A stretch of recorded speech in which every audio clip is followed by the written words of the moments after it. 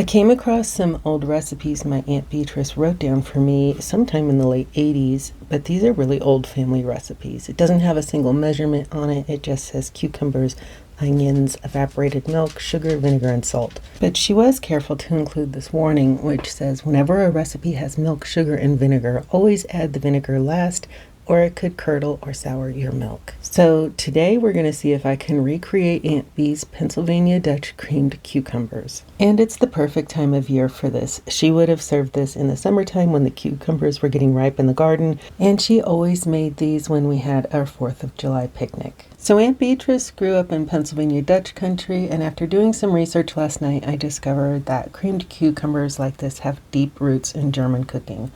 I was surprised to see that a lot of modern recipes use sour cream, yogurt, or mayonnaise, but the German style often used evaporated milk, and that's exactly what Bea had on her recipe card. Since she never included measurements, we're going to do this the way she probably did it herself, by taste. I'm starting off with 2 regular old cucumbers. They're pretty good size. You could probably use English cucumbers, but I want to keep true to the recipe as I remember my Aunt Bea making.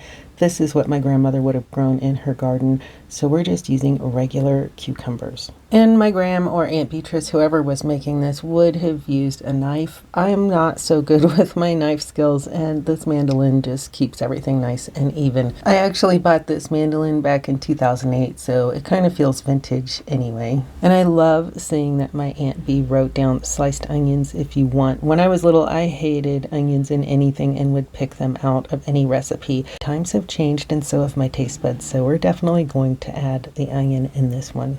I use a half of a small yellow onion, and then I tossed them together. I added about a half a teaspoon of salt, and then I started with a half a cup of evaporated milk, not to be confused with condensed milk that is sweetened.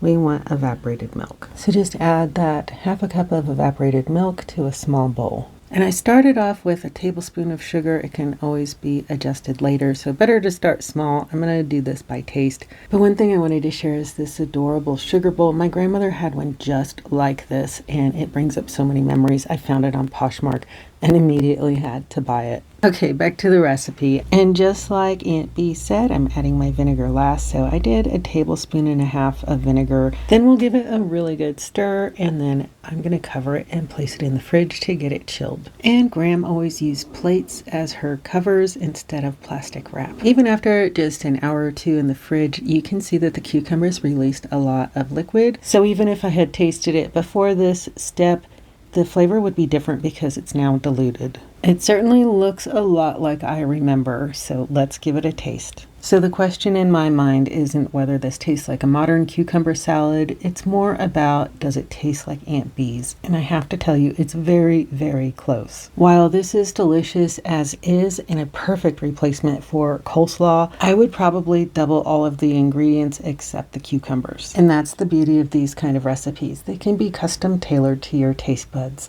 Recipes like this almost disappear because they're rarely written down. They're passed from one person to another, and eventually the measurements are forgotten. Thankfully, Aunt Bea left me enough clues that I could bring this one back. I'm curious if anybody else has had creamed cucumbers, if that was like a staple from your childhood. Just let me know in the comments below.